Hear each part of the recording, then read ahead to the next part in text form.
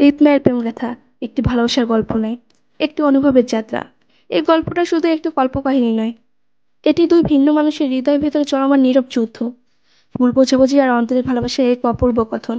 গল্পটা শুরু হয় এক অনাকাঙ্ক্ষিত বিয়ের মাধ্যমে, সম্পর্কটা শুরু হয় বিশ্বাসীনতার মাধ্যমে, কিন্তু ধীরে ধীরে গল্প গড়ে ওঠে একটি অপর্ণয়া ও মুগ্ধতার জাল। ঈদ খান নির্বাক গম্ভীর আত্মমর্যাদাপূর্ণ একটি পুরুষ। মায়া নরম স্বভাবের সরল কিন্তু আত্মমর্যাদা দৃঢ় এক নারী। তবে তাদের সম্পর্কটা ছিল জটিল আর আবেগময়। গল্প জুড়ে ঈদের চোখের নীরবতা আর মায়ের না বলা যন্ত্রণাগুলো এতটাই স্পর্শকাতরভাবে উপস্থাপিত হয়েছে যে পাঠিকেরা নিজেকেও গল্পের অংশ হয়ে উঠেছে। এই গল্পটা প্রতিটা চরিত্র নিখুঁতভাবে গড়া হয়েছে, যেন বাস্তবতাও তার কাছে হার মানে। হৃদয়ের গোপন মমতা, মায়ের নিঃশব্দ ত্যাগ, সর্বস্ব বাস্তব সহযোগ। এই গল্পটা আপনার মন ছুঁয়ে যাবে নিঃশব্দ এক দীর্ঘশ্বাস হয়ে। এই গল্পটা আমার সবচেয়ে পছন্দের উক্তি হলো, ভালোবাসা মানে কাউকে শুধু নিজের করে পাওয়া নয়, বরং তাকে বুঝে হারিয়ে ফেলেও প্রতীক্ষা করে তার পাশে থাকা।